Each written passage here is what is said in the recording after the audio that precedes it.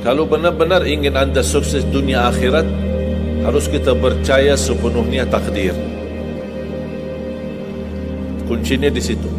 Percaya sepenuhnya takdir. Takdir itu menjadi salah satu rukun iman. Tapi banyak di antara kita yang belum percaya sepenuhnya soal takdir. Dan kita sifat manusia, mohon maaf, suka tidak adil. Contoh, kalau Allah berikan karunia, nikmat, pertama kita lupa bersyukur. Yang kedua, kita tidak pernah berkata sama Allah, ya Allah, kenapa aku dapat nikmat ini? Tapi sebaliknya, kalau kita diuji oleh Allah, kita kurang sabar dan kita bertanya sama Allah, ya Allah, kenapa saya diuji? Faham tak? Kalau kita dapat nikmat, ada enggak orang-orang yang lulus misal ujian, dia berkata, ya Allah, kenapa saya lulus ujian? Tak pernah. Tapi kalau dia tidak lulus, dia bilang apa? Ya Allah, kenapa saya tidak lulus? Ketika ditimpa musibah, dia selalu merasa nyesal atau merasa sakit hati, tersinggung, berkata sama Allah, kenapa saya diuji padahal saya orang baik, saya jaga salat, saya berusaha mendekat sama Allah, tapi saya merasa bertambah berat ujiannya.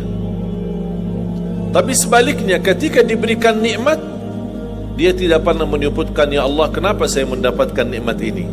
Kayaknya si fulan lebih fantas mendapatkan nikmat. Itu tanda manusia tidak adil, tidak bersikap adil. Makanya subhanallah, semakin anda mantap imannya terhadap takdir, semakin hidupmu jadi nikmat. Saya kasih contoh. Tidak ada persoalan masalah takdir baik.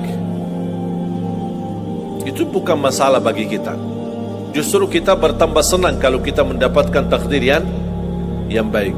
Tapi yang menjadi persoalan bermasalah bagi kita adalah takdir buruk. Ketika ditimpa musibah, ketika ada ujian, ada sakit, kesulitan, penghasilan yang tidak mencukupi, dan banyak masalah keluarga, masalah rezeki, masalah sama majikan, masalah di kerjaan. Itu yang membuat banyak beban fikiran. Tapi kita harus tahu, sebenarnya walaupun takdir itu ada baik, ada buruk, kenyataannya buruk, nampaknya buruk, tapi hakikatnya baik. Hakikatnya baik. Tapi kapan kita bisa tahu takdir yang buruk ini bisa menjadi baik bagi kita? Belum tentu sesaat terjadi ujian itu. Bisa jadi belakangan, bahkan bisa menjadi sekian lama baru kita tahu dan sadar ternyata takdir itu baik bagi kita. Sebenarnya kalau kita tahu rahasia takdir, apapun yang akan terjadi, kita tidak ada kekhawatiran. Karena kita tahu sesudah ujian ini pasti ada sesuatu kebaikan. Dan yakini Bapak Ibu, Allah subhanahu wa ta'ala maha baik. Allah tidak senang menyusahkan hambanya.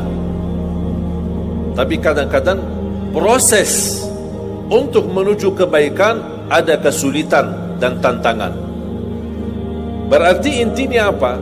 Apa yang saya ingin sampaikan, jangan ada yang merasa sakit hati atau merasa tersinggung ketika menghadapi ujian, merasa belum terkabul keinginannya. Allah sudah kabulkan. InsyaAllah tidak ada di antara kita yang ditolak doanya. Cuman kita mohon maaf kadang-kadang buru-buru, ingin selalu semuanya cepat.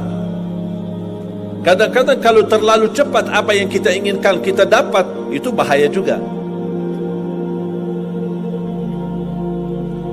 Makanya jemaah sekalian, kunci anda sukses dunia akhirat, percayalah takdir. Dan semua takdir itu baik, tapi kita belum tahu rahasianya.